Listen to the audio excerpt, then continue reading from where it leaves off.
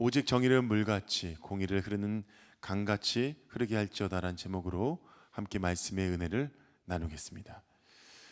지난주 청년 예배가 처음 예배가 이제 시작되었는데요. 시작되기 전에 담임 목사실에서 이제 청년들끼리 제가 불러서 서로 좀 인사를 좀 시켰어요.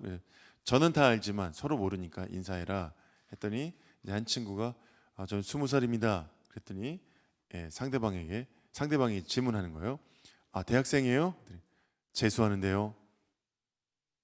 라고 대답하는 순간 묻는 자나 대답하는 자 모두가 어색에 빠지고 정적에 흐르는 그 순간 담임 목사님이 개입했습니다.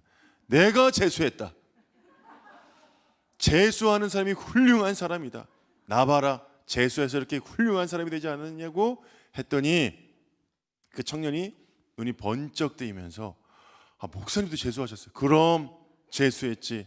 그러므로 재수하는 자여 너희는 재수가 있는 자니 지금부터 공부를 하면 여름에 넘어지게 되니 지금은 놀 때다. 열심히 체력 관리해라. 그렇게 얘기를 했어요. 실패의 경험을 같이 했다는 것만큼 공감해 주는 것만큼 위로가 되는 것이 없다 여겨졌습니다. 현진건 소설가의 대표적인 소설이죠. 운수 좋은 날에 보면 김첨지라는 사람이 나오는데 인력거꾼이에요. 근데 아내가 병들었습니다. 병이 들었는데 설상가상으로 돈이 없어서 며칠간 밥을 굶었어요. 어찌 해야 되나, 간호를 해야 되나, 밥을 먹여야 되나. 김첨지가 인력거를 끌고 나가기로 결심합니다. 아내가 그렇게 나가지 말라고 하는데 내가 잠깐 일하고 밥을 사가지고 돌아오겠다고 나갔는데 그날따라 사람들이 그렇게 인력거를 찾는 거예요. 야, 오늘 운수 좋은 날이네. 계속해서 인력거를 끌다가 아내가 좋아하는 설렁탕을 사가지고 집으로 들어갔더니 아내가 죽어 있었어요. 울면서 이야기합니다. 아이고, 오늘따라 운수가 좋은 날이더니만 가로치고 재수가 없는 날이구만 하는 것이죠. 여러분, 재수가 무슨 뜻입니까? 재물이 생기거나 좋은 일이 생길 운을 재수라고 합니다. 재물 재자에 셀 수자입니다. 재수. 근데 우리는 재수를 있다보다 없다에 많이 쓰죠. 언제 씁니까? 상대방을 비하할 때 쓰죠. 성격이, 하는 행동이, 심지어 생긴 것도 얘기합니다. 여러분 잘 생각해 보십시오. 생긴 거하고 재물이 들어오는 운수하고 무슨 상관이 있습니까? 그러므로 우리는 특히 성도들은 말을 예쁘게 잘 해야 하는데 성도들이 재수 있다, 없다, 재수 이런 말을 절대로 쓰면 안 되는 것이죠. 근데 오늘 딱 한 번만 쓰겠습니다. 오늘 본문의 이스라엘 상황이 재수가 없는 상황입니다. 19절의 말씀을 보니까 어떤 사람이 길을 가다가 사자를 만났대요. 사자를 만났는데 거기서 뜯기고 찢기고 뺏기고 겨우겨우 살아남아서 도망쳤더니 누가 나타나요? 곰이 나타나는 거예요. 곰. 사실 사자나 호랑이보다 더 포악하다는 곰을 만나서 나머지 있는 것도 다 뺏기고 나머지 살점 다 뜯기고 겨우겨우 집에 돌아와서 벽에다가 손을 얹고 하고 있는데 누가 나오는 거예요? 뱀, 독사가 나와서 죽였다는 거죠. 근데 억세게 재수가 없는 사람이냐가 아니고 재밌는 예화도 아니고 하나님이 이스라엘 백성들에게 이렇게 재미있게 예화를 풀어서 네가 그렇게 된다 이렇게 얘기하시는 거죠. 여러 차례의 어려움을 겪었던 이스라엘은 여로보암 2세 때 드디어 번영의 시기를 맞게 됩니다. 주변의 강대국들이 힘을 잃는 사이에 저절로 이스라엘의 이 몸값이 힘이 올라가고 또 전쟁에서 연전연승해서 이제는 솔로몬 이후에 최대의 부귀 영화를 누리는 시기가 되었습니다. 사자를 만났지만 피했어요. 곰을 만났지만 도망갔어요. 그런데 벽에다 손을 얹고 살았다 하고 있는데 독사를 만나서 죽는다는 상황입니다. 코로나가 이제 오미크론 변종에 들어갔잖아요. 3만 명, 4만 명 확진자가 생기는데 우리는 전혀 두려워하지 않습니다. 100명을 넘겼다고 했을 때 지구가 망하나 그랬는데 3만 명이 넘어갔는데 아무렇지도 않습니다. 우리의 기도는 빨리 코로나가 종식되기를 원하고 있죠. 그런데 전문가들이 조금씩 기대 섞인 전망을 하고 있습니다. 바이러스도 진화하기 때문에 바이러스가 전파력이 강하면 강할수록 치사율이 떨어지게 되므로 올 가을 정도 되면 이제 이 오미크론이 정점에 이르게 되면 그러면 일반 감기처럼 끝나게 되고 코로나가 드디어 종식될 것이다. 유럽은 이미 종식을 선언한 나라들이 생기고 있습니다. 그러면 우리는 원래 자리로 돌아가게 될 것이고 경기도 지금보다 나아질 것이고 막심한 피해를 입은 자영업자들이 이제는 좀 피해가 최소화되겠지, 활기를 되찾겠지 라고 희망을 갖고 있습니다. 교회도 마찬가지입니다. 좌석에 0%, 전체 온라인 했다가 10%, 20%, 30%, 50%, 70%까지 왔는데 70%까지 왔는데 우리는 30%온 것 같아요. 70% 오셔도 됩니다. 네. 근데 100% 개방이 되면 얼마나 좋겠습니까?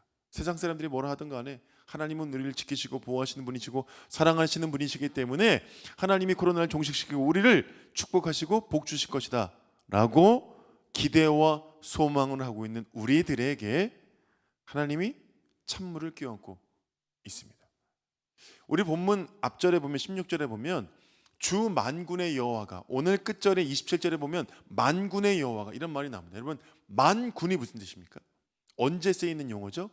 하나님이 전쟁을 하실 때 쓰이는 이름이 만군의 여호와 이름입니다. 하나님이 전쟁을 하신대요.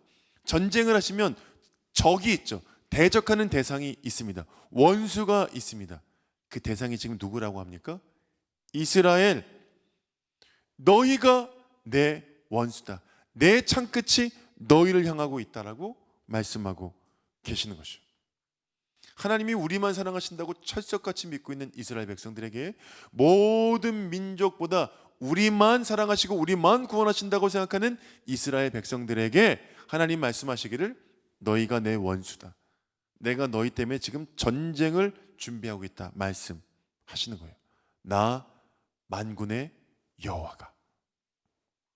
하나님이 큰 애통이 있을 것이라고 말씀하셨어요. 엄청난 울음바다가 광장과 거리마다 메울 것이라고 했습니다. 심지어 울음꾼들, 전문 울음꾼들에서 하는 일들이 벌어질 거라고 했어요. 이 일은 왕이나 왕비가 죽었을 때에 일어나는 것인데 왕이나 왕비가 죽지도 않았는데 이 일이 벌어질 것이다. 왜냐? 하나님이 이스라엘 가운데로 지나가실 것이기 때문에 라고 말씀하셨습니다. 17절 내가 너희 가운데로 지나가리라. 여호와의 말씀이니라.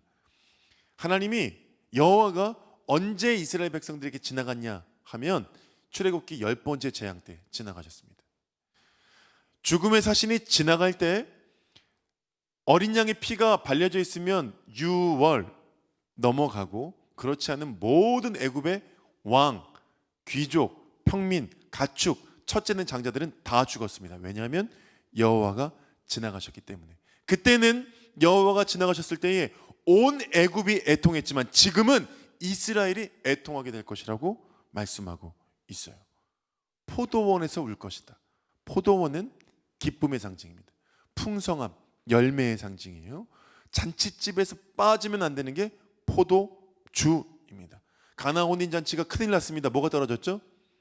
포도주가 떨어졌기 때문에 잔치 자체를 망치는, 반드시 있어야 되는 것이 포도주입니다. 포도고 포도원은 기쁨이고 풍성함의 상징인데 포도원에서 울 것이다. 기쁨이 사라지게 될 것이라는 뜻입니다. 여러분 저를 보십시오. 포도, 나무, 열매, 포도의 뿌리는 어디에 기반을 하고 있습니까?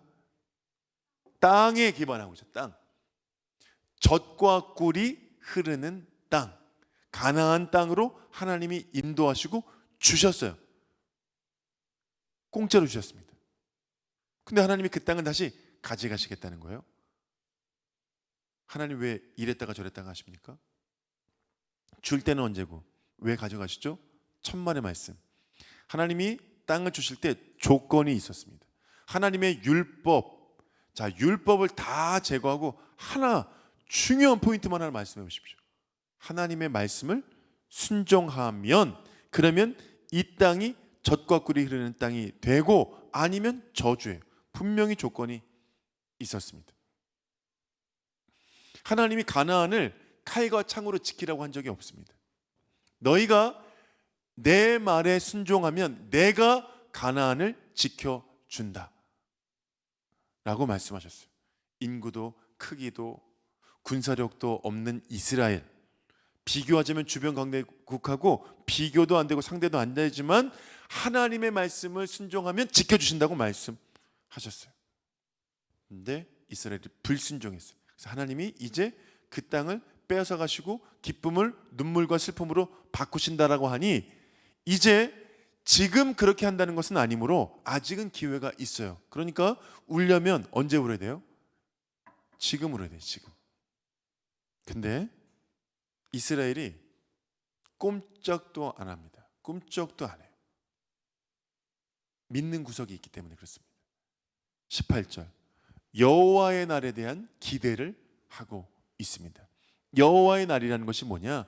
아모리 족속하고 싸울 때 여호수아가 하나님이 태양을 공중에다가 그냥 세워두심으로 이기게 하셨던 그 빛, 그 태양, 그 여호와의 날이 하나님이 다시 대망사상 오시면 우리에게 복을 주신다라고 철석같이 믿고 있었던 이스라엘 백성들에게 오늘 18절 이렇게 시작합니다. 함께 읽습니다.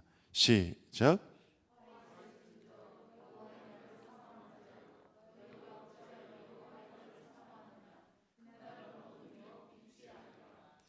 빛이 아니고 어둠이다. 기쁨이 아니고 슬픔이다. 재앙이다. 저주다. 말씀하시는 것이 죽음이라는 것이 멸망할 것이라는 거예요. 자, 여러분, 여호와의 날을 두고 이스라엘은 하나님이 우리에게 빛과 복을 주시겠다 그러고 하나님은 저주와 슬픔과 눈물과 멸망을 주실 거라고 하고 동상이몽이라고 하잖아요. 같은 걸 두고 왜 이렇게 나눠졌을까요? 이스라엘 백성들이 믿는 구석이 있었습니다. 큰 착각이었는데 뭐냐면 하나님 앞에 예배를 하면 하나님이 기뻐하실 줄 알았어요. 물론 예배를 기뻐하시죠. 하나님이 워낙에 제사와 예배에 대한 중요를 강조하셨기 때문에 잘 드리고 매끄럽게 드리고 완전하게 드리고 다 지켜 행하면 하나님이 복을 주실 것이라고 계산하고 있었어요. 근데 없는 게 있었습니다. 제사를 드리는 감격, 하나님을 만나겠다는 마음, 애통해하는 회개, 내가 이렇게 살겠다는 결단 없었습니다.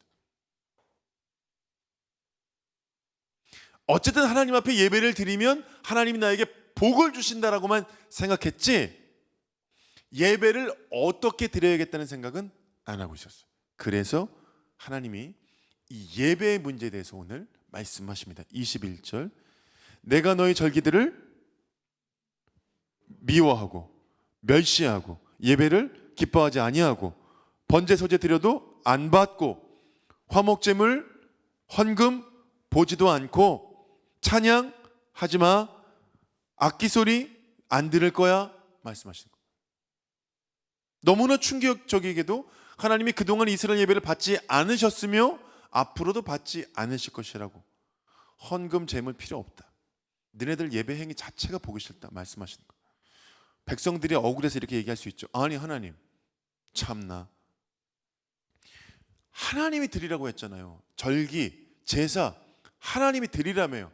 그래 내가 드렸는데 번제도 드리고 소제도 드리고 화목제도 드리고 유월절도 칠칠절 지키고 소목절도 지키고 다 지켰는데 그러면 어떡하라고요? 안 받아주면 어떻게 하라고요? 어떻게 하라고의 답이 24절 오늘의 제목입니다. 함께 읽습니다. 오직 정의를 물같이 공의를 마르지 않는 강같이 흐르게 해라. 여러분 이스라엘은 번영하고 있었어요. 각종 경제 지표가 개선되고 상위권으로 올라가고 있어요. 경기만 좋아졌던 게 아니에요. 국가도 강대국 사이에서 이제 어깨 좀 끼고 방구 좀 끼고 있었습니다. 각종 절기와 제사 원활하게 돌아가고 있었어요. 교회와 성소 제물과 헌금으로 가득 차고 있었습니다. 사람들은 때마다 예배하고 있었어요.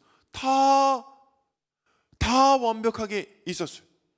그런데 사람들이 드려진 제물과 제사를 하나님이 밥상 뻥 하고 지금 걷어차고 있는 거죠.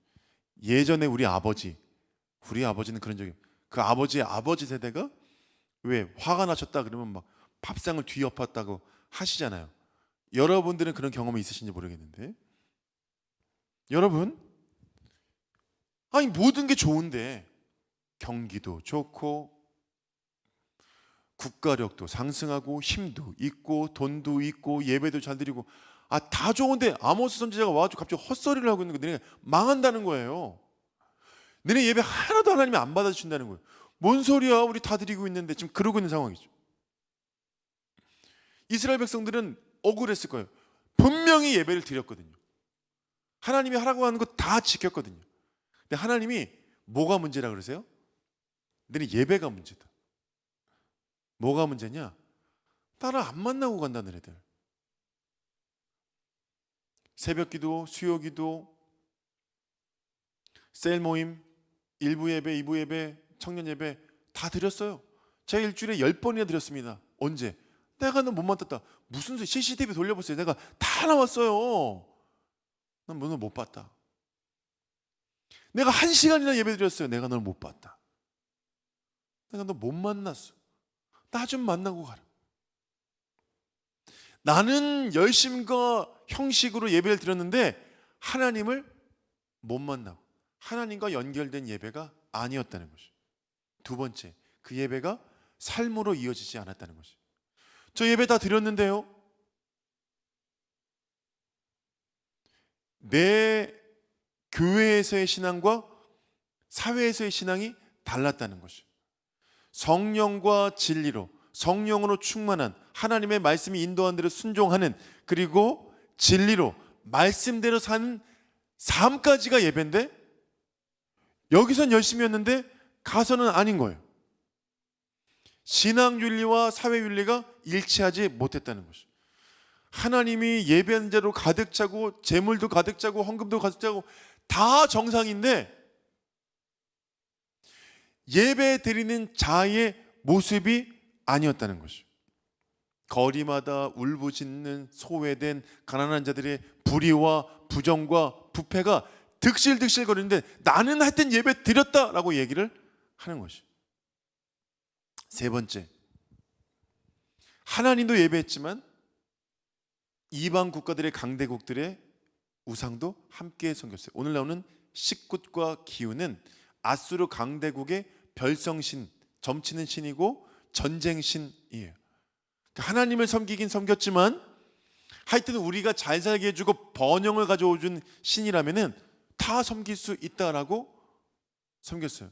여러분, 결론적인 얘기지만 그래서 어떻게 되느냐? 강대국 아수르가 섬기는 저 위대한 신도 하나님과 같이 섬기면 우리가 잘 되겠지. 아수르에 의해 망했습니다. 여기 보면 네가 그 별 형상을 따라서 그대로 끌려가게 될 거다. 그 얘기가 지금 그 얘기예요. 돌아보면 하나님을 제대로 예배했을 리가 없죠. 우상신도 같이 섬기는데. 하나님이 이스라엘 백성들의 예배를 어떤 심정으로 얘기했냐면 이렇게, 내가 미워한다, 멸시한다, 기쁘지 않다, 즐거워하지 않다, 내가 하나도 받지 않겠다, 거들떠 보지도 않겠다, 듣지 않겠다. 이게 이스라엘 백성들의 예배에 대한 하나님의 반응이에요. 그리고 내가 벳엘, 하나님의 집, 너희들의 성소, 교회 내가 다 부셔버릴 거야. 내가 너희들 예배 드리는 너희들 예배 자체가 죄야. 예배의 대상이 내가 아니다. 그러므로 너희들 여기 있지 말고 가서 정의를 물같이 공의를 강물같이 흘려보내라. 왜 이 비유를 했냐면 농경사회이고 중동사회이기 때문에 그래요. 뭐가 생명이죠? 물. 가뭄이 있으면 아무것도 못하는 거예요. 사람도 죽고 곡식도 죽고 가축도 죽고 다 죽어요. 물이 있어야 돼. 근데 이른 비와 늦은 비가 있습니다. 이스라엘에는 그때 홍수가 나도록 넘치도록 비가 오는데 하천은 금방 말라요. 오다 그 두 번만 오니까. 근데 강은 계속해서 흘러가는 것처럼 말라 있는, 정의와 공의가 메말라 있는 이 사회에 너희들이 들어가서 물꼬를 터라, 그 얘기입니다. 예배를 회복해라, 삶을 회복해라. 24절의 말씀 앞에 저는 이 단어가 들어갔다고 생각해요. 예배자요. 이 시대를 살아가는 예배자요. 한국 교회여, 정의를, 공의를 물같이 강물같이 흘려 보내라. 첫째는 나를 예배 시간에 만나야 할 것이고, 둘째는 이 사회를 위해서 너희들이 그런 삶을 살아야 할 것이다. 이 두 가지를 지금 균형 있게 해야 된다고 얘기를 하시는 거예요. 예배도 삶도. 와서 나 왜 안 만나고 가니? 왜 가서 예배를 안 드리니? 나를 만나고 가라. 정의와 공의를 흘려보내라. 두 가지를 같이 얘기하시는 거예요. 하나님이신 예수님이 이 땅에 오셔서 똑같이 말씀하셨어요. 하나님을 내 목숨을 다하여 뜻을 다하여 너희 하나님을 사랑하는 것이 첫째 계명이고, 둘째 계명도 첫째 계명하고 똑같은데 그것이 무엇이냐면 내 이웃을 사랑하라. 이것이 하나님의 강령이다. 대명령이다. 이거를 주일학교식으로 얘기하면 뭐죠? 하나님 사랑, 이웃 사랑. 하나님을 사랑하는 것과 이웃을 사랑하는 것은 같다는 것이에요. 사랑하는 여러분, 지난 수십 년간 한국 교회와 교단 안에 보이지 않는 총성 없는 전쟁과 같은 일이 있었습니다. 이게 뭐냐면 소위 보수교단이라고 하는, 우리 같은 장로교 같은 보수교단은 개인 영성, 사회가 독재자가 사람을 죽이든 어떤 일이 있든지 간에 우리 교회와 우리 개인의 영성, 개인의 구원만 있으면 된다. 사회에 관심을 갖지 않았어요. 이 보수교단의 일이고, 진보교단은 무슨 소리냐? 예수님이 시장의 언어로 시장에서 있었는데 이 사람들을 구원하기 위해서는 직접 노동운동을 해야 된다, 같이 나가야 된다, 싸워야 된다고 다 길거리에 있었어요. 그리고 서로가 서로를 반목했어요. 너희들은 진정한 삶이 없다. 너희들은 진정한 예배가 없다. 하나님이 말씀하시길, 둘 다 틀렸어. 내가 언제 둘을 나눠서 얘기했니? 하나님 사랑, 이웃 사랑. 예배에서 날 만나고 가고 정의와 공의를 강같이 흘러라. 두 가지가 같이 간다는 것이죠. 근데 그 반목하는 마음이 지금도 우리 안에 있어요. 다 우리는 교회도 보수와 진보, 정치도 보수와 진보 다 나눠져 있어요. 뭐만 없냐? 하나님만 없어요. 다 우리가 주인이에요. 하나님을 간절히 기대하며 예배하는 것과 공의를 이 땅에 흘려보내는 것이 같다고 하나님 말씀하셨어요. 그게 다 같은 예배라고. 사랑하는 성도 여러분, 말씀을 맺겠습니다. 우리가 지난 주일 성령 충만이 무엇인가에 대해서 우리가 함께 나눴습니다. 성령 충만이란 성령께서, 진리의 영이신 성령께서 우리를 말씀이신 진리이신 예수님께로 인도하시는 대로 순종하고 그 말씀을 따르는 것, 성령 충만입니다. 오늘 하나님이 우리를 이 하나님의 말씀으로 인도하고 계십니다. 너희가 예배를 나를 만나고 가야 된다. 둘째, 사회에서 정의와 공의가 임하도록 거기서 같이 예배를 드려야 된다고 오늘 우리에게 말씀하시는 것이, 말씀 앞에 우리가 지금 서 있습니다.